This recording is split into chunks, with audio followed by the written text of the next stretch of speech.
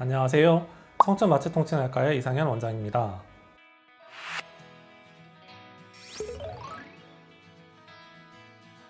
오늘은 족저근막염에 대해 이야기해 보겠습니다. 족저근막염이라는 건 동골, 즉 발바닥 끝에서 발가락까지 가는 굵고 강한 섬유띠입니다. 정상적인 상황에서보다 큰 충격을 받았을 때 주로 염증이 생기면서 생깁니다.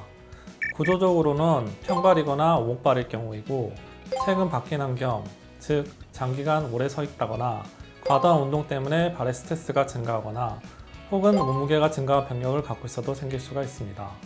아무래도 족저근막염이란 바닥에 바로 맞닿는 부분이 닿는 부분이기 때문에 신발이 안 좋거나 하이힐 같이 발에 무리가 생길 때, 당뇨 질환으로 인한 말초혈관에 혈행 장애가 생길 때 쉽게 발생하기도 합니다.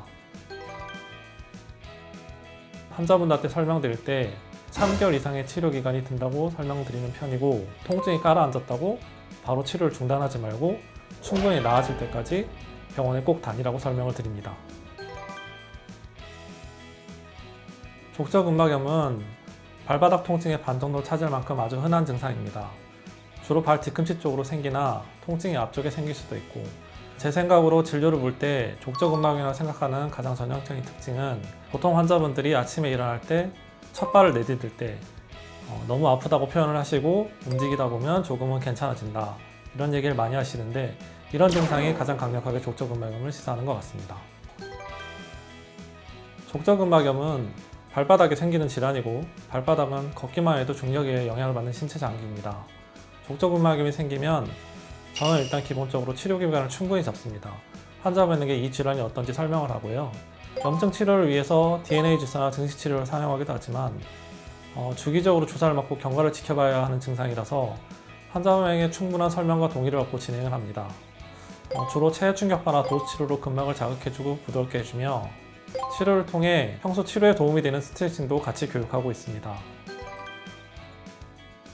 족저근막염은 기본적으로 많은 부분이 알려져 있는 질환입니다. 인터넷으로 검색만 해도 쉽게 나오고, 주로 족저근막염의 대부분의 운동은 발바닥을 펴는 운동이 주로 돼 있는데, 가장 유명한 운동은 발을 우물했다 펴기를 반복적으로 수행하는 행동, 그리고 발바닥 끝을 수건 등을 이용하여 앞쪽으로 당겨주고, 그리고 구슬 같은 것을 이용해서 발바닥의 아픈 부분을 부드럽게 마사지해주는 스트레칭 방법이 있습니다. 벽에 서서 다리를 뒤로 빼서 발끝을 들어주는 운동 같이 서서 하는 스트레칭도 있는데, 대부분의 운동들이 족저근막염을 펴주는 운동입니다. 앞서 말씀드렸듯이 족저근막염의 원인은 다양하지만 결론은 구조적으로 발바닥의 압력이 증가하기 때문에 일어나는 질환입니다. 그리고 일단 이 질환이 생기고 나면 압력을 감소시켜주는 게 근막에 발생한 염증을 없애는 데 도움이 많이 됩니다. 일상생활을 하거나 직장생활을 할 때, 그리고 집에 있을 때도 발바닥을 바닥에 닿지 않게, 딱딱한 곳에 닿지 않게 부드러운 실내화나 압력을 분산시켜주는 기능성 깔창 같은 것을 꼭 권장하는 편입니다. 그리고 치료할 때 꼭 마음을 여유롭게 잡으라고 조언해 드립니다. 쉽게 볼 수 있고 많은 분들이 가지고 있는 통증이지만 의외로 짧은 기간에 치료하는 질환이 아니라고 꼭 설명해 드리는 편입니다. 지금까지 청춘 내과 마취 통증의학과 이상현 원장이었습니다.